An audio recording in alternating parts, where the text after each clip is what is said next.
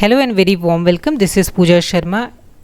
Teaching exam से associated कुछ important theory है जिसके बारे में हम डिस्कस कर रहे हैं। ये क्विक रिवीजन सेक्शन है जिसमें हम 2 से 3 मिनट के अंदर पूरी थ्योरी को एक इंपॉर्टेंट फिलोसोफर की थ्योरी को कंप्लीट करने की कोशिश करेंगे और उसके कुछ इंपॉर्टेंट टर्म्स के बारे में जानने की कोशिश करेंगे जो कि एग्जाम्स में पूछे जाते हैं। सो पहला सेक्शन हम देख लेते हैं। यहाँ पर कॉग्निटिव डेवलपमेंट की थ्योरी सीडीपी में हमें मिलेगी जिसमें कि दो लोगों के बारे में बात की गई है। एक है पियाजे की कॉग्निटिव डेवलपमेंट की थ्योरी और एक है वाइगोत्स्की की, और एक मॉरल डेवलपमेंट की थ्योरी पूछता है जो कि जिससे एसोसिएटेड है कोहलबर्ग। बात कर रहे थे हम इसमें वाइगोत्स्की की। इनकी कॉग्निटिव डेवलपमेंट थ्योरी का नाम सोशो कल्चरल थ्योरी है क्योंकि इनके अकॉर्डिंग सोसाइटी बहुत ही प्रोमिनेंट रोल प्ले करती है in the development of a child. So यहाँ पे social interaction is a fundamental cognitive development. तो कॉग्निटिव डेवलपमेंट में फंडामेंटल सोसाइटी है। बच्चा एक सोसाइटी में रहता है, सीखता है, मिलता है लोगों से, और इसके साथ ही इसमें कल्चर बहुत ही इंपॉर्टेंट रोल प्ले करता है। डिफरेंट कल्चर से बिलोंग करते हैं, उनका सीखना अलग अलग होता है। जैसे कि फॉर एग्जांपल इससे पहले की पीढ़ी अगर हम देखेंगे जो कि गेम में उनका मानना था कि लड़कियों का जो सबसे मेजर रोल है कि वो या एक अल्टीमेट गोल है कि शादी कर लेना और नेक्स्ट जनरेशन या दूसरे बच्चे पैदा करना और दूसरा अपने जनरेशन को आगे बढ़ाना, और फिर इसी तरह के लूप में फंसे रहना और ख़ुद भी फिर सास बनना और फिर एक दूसरे को टॉर्चर करना। एक ऐसा लूप टाइप का जनरली देखा जाता था। फिर अल्टीमेट गोल यही होता है कि पहले इस लूप में खुद फंसे रहना, फिर दूसरों से पूछना कि आप यहाँ शादी कब हो रही, उनके फला की शादी कब हो रही, ढिमका के यहाँ का बच्चा हो रहा है। ये सब चीज़ें बहुत कॉमन थी सोसाइटी में। बट आज के टाइम में देखेंगे लड़कियाँ हर जगह पर अपना प्रोमिनेंट रोल प्ले कर रही हैं। स्पेशली जो पहले के टाइम पे विमेन को बहुत ही वीक माना जाता था और कहा जाता था कि biologically they are very weak, they can not be tougher as a man. So in present time हम अपने examples देख रहे हैं in our country. Women, India is known in the world because of these the greatest women who played very well, and because of their game they are known in the world. So बहुत से ऐसे prominent personality हैं जैसे for example PV Sindhu, या फिर हम पहलवानी में जिसमें जब हम सोचते थे कि विमेन नहीं कर सकती, वे उस समय पहलवानी में हम ऐसे बहुत से नाम देख रहे हैं। और इसके विनीता फोगाट हो गई, फोगाट सिस्टर्स हो गई। इसके साथ ही हमने इस बॉक्सिंग में और ऐसे बहुत से इस तरह के स्पोर्ट्स में वर्ल्ड में हर जगह पर नाम करते हुए देखा है। सो ये कल्चर का इम्पैक्ट पड़ता है। कैसा उस समय का कल्चर है वो लर्निंग में बहुत ही इम्पैक्ट डालता है। कुछ ट्राइबल्स कल्चर होते हैं, उनका रहना बिल्कुल अलग तरीके से होता है, उनकी लाइफ स्टाइल अलग होती है, तो वैसे डेवलप करते हैं। इसके साथ ही नेक्स्ट एग्जांपल देख लेते हैं। Language and thoughts are interdependent. So language इनके अकॉर्डिंग बहुत ही इंपॉर्टेंट रोल होता है सोसाइटी और कल्चर के साथ ही। जब बच्चा एक बड़ा हो रहा होता है तो अपनी नन्ही छोटी सी प्यारी सी आंखों से वो चीज़ें देख और ऑब्जर्व तो कर ही रहा होता है, लेकिन जैसे जैसे वो बड़ा होता है उसके स्पेशली 3 इयर्स इन्होंने बोला, इसके बाद बच्चे में दोनों में इंटरडिपेंडेंट हो जाते हैं थॉट और लैंग्वेज। छोटा बच्चा ऐसा नहीं कि वो सोच नहीं रहा है, वो सोच रहा है, बट उसके साथ वो लैंग्वेज के वो मे बी इमेज के फॉर्म में या इमोशंस के थ्रू वो समझ रहा हो चीज़ों को। लेकिन जैसे जैसे वो बड़ा होता जाता है वो उसके साथ ही थॉट के साथ लैंग्वेज अटैच होना शुरू हो जाती है, इंटरडिपेंडेंट हो जाता है।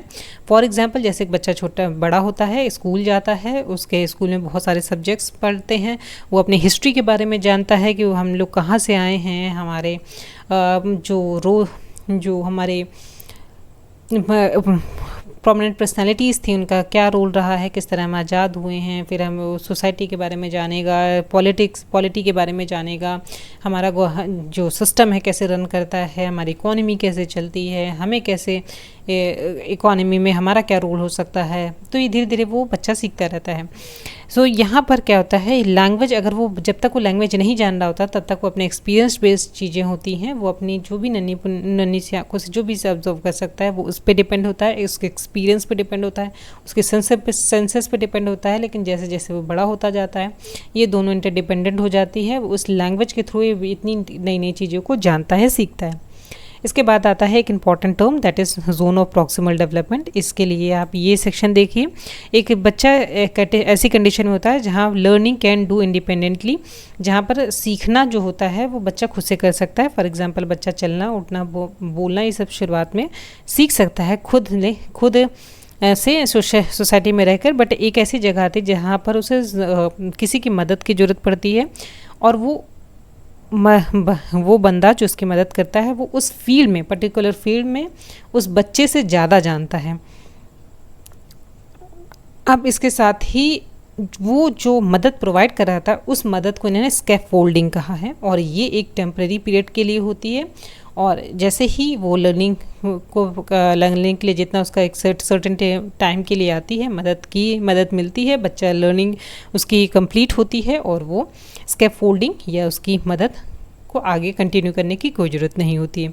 और एक ऐसी स्टेज होती है जहाँ पर लर्निंग कैन नॉट डू, यहाँ पे बच्चा, हम यहाँ पे एक्सपेक्ट कर ही नहीं सकते कि बच्चा सीख सकता है। फॉर एग्जांपल यहाँ एक छोटा सा बच्चा है जिसमें हम इससे एक्सपेक्ट नहीं करते हैं कि एक मैराथन भाग ले, ये एग्ज़ाम क्वालिफाई कर ले, या एक IAS ऑफिसर बन जाए, या फिर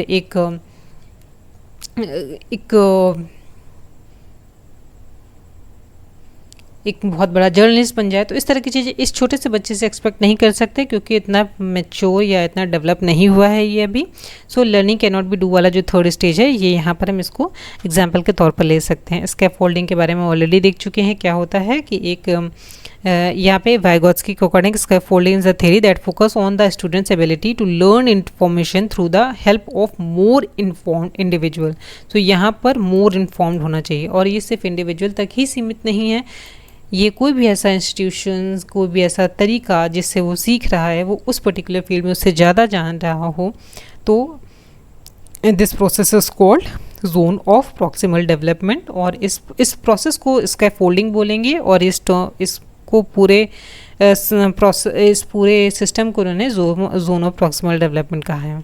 एक जोन जो है उसको जोन ऑफ प्रॉक्सिमल डेवलपमेंट कहा है।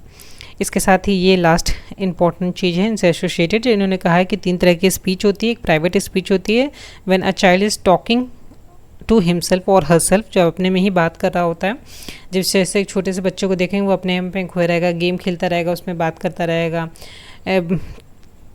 छोटी सी बच्ची रहेगी, वो अपने में अपना मुझे क्या पहनना है, मैं ऐसी दिखूंगी, मैं परी जैसी लगूंगी, और आपस में बात कर रही हो रही होती है। कुछ बच्चों को देखे होंगे जो डिफर्ट इमिटेशन कर रहे होते हैं, फ़ोन लेकर फ़ोन पर ही बात कर रहे होते हैं, एक्टिंग कर रहे होते हैं। सो आपस में ही मस्त रहते हैं वो बच्चे। That is a called private speech है। वो बच्चा खुद से बात कर रहा हो, उसके साथ ही लर्निंग भी हो रही होगी। यहाँ पे इनर स्पीच में हम देखेंगे तो विदाउट वॉइस, जहाँ पे बच्चा, यहाँ पर देखिए बच्ची है जो कि थॉट में खोई हुई है, इसका मतलब उसके दिमाग में चीज़ें चल रही हैं, और लर्निंग यहाँ पर कंटिन्यू है। एक स्पीच होती है सोशल स्पीच, जब बच्चा आपस में सोसाइटी में लोगों से मिलता जुलता है, उससे बात कर रहा है, उसके थ्रू लर्निंग हो रही है। तो 3 तरह के स्पीच की बात कर ली। इसके साथ ही इस बच्ची को ध्यान से देखिए। इनर स्पीच के बारे में अभी मेरे दिमाग में एक बहुत इंपॉर्टेंट एग्जाम्पल आ रहा है। मेरे जान पहचान में क्या आसपास एक लड़की रहती थी। नियर अबाउट 7.5 ईयर्स ओल्ड होगी वो, और इतनी छोटी बच्ची, वो इसी तरह से एक शादी में गई थी मेरे साथ। तो बहुत ही कीनली सब कुछ ऑब्जर्व कर रही थी। तो लोगों को, वेटर्स को और मेरी फ्रेंड को, लोगों ने क्या क्या खा रहे हैं, किस तरह खा रहे हैं, किस तरह बोल रहे हैं, क्या पहन रहे हैं, किस तरह की चीज़ों से व्हीकल से आए हैं, वो सब कुछ बहुत ही कीनली ऑब्जर्व कर रही थी। But it was very shocking for me जब वो हम मुझसे मिली और बात कर रही थी इस बारे में कि क्या हम उनसे कास्ट में ऊंचे हैं, या फिर ये तो मतलब वो उसको सब क्लियर था उसका कि कास्ट क्या होता है, ऊंचाई नीचाई क्या होती है। क्योंकि जिनके साथ रिलेटिव्स के साथ रह रही वो किसी तरह का काम कर रहे थे, तो उसके लिए बहुत कॉमन था इस तरह की टॉकिंग सुनना। सो देखिए यहाँ पे बच्चों में वो लर्निंग हो रही है। अब वो लर्निंग कुड भी पॉजिटिव और नेगेटिव। लर्निंग जो पॉजिटिव नेगेटिव हो सकती है, लेकिन लर्निंग चल रही थी। भले वो कुछ सही या गलत जो भी सीख रही थी, वो अपने ऑब्जर्वेशन से, वो इनर स्पीच के थ्रू उसके दिमाग में वो दुल्हन आई थी, दुल्हन को बड़े गौर से देख रही थी, कौन कितने अमीर हैं, वो हम किन के पास ज़्यादा पैसे। इतनी छोटी सी एज में उसके दिमाग में सारी चीज़ें चल रही थी। सो इससे एसोसिएटेड इस बच्ची को देख के मुझे उसकी याद आ गई। बट सो ये है एक इनर स्पीच का example. With this theory important section of this theory is completed, और इसके साथ ही maximum question is revolves around it along with it. एक क्वेश्चंस कुछ क्वेश्चंस यहाँ से भी आ सकते हैं, प्याजे और वाइगोत्स्की की कॉग्निटिव डेवलपमेंट दोनों की थ्योरी में के बीच में आपस में कन्फ्यूजन क्रिएट करके क्वेश्चन बन सकते हैं। तो मैक्सिमम चीज़ें कवर हो गई हैं, हम इस जल्दी मिलेंगे प्याजे के साथ।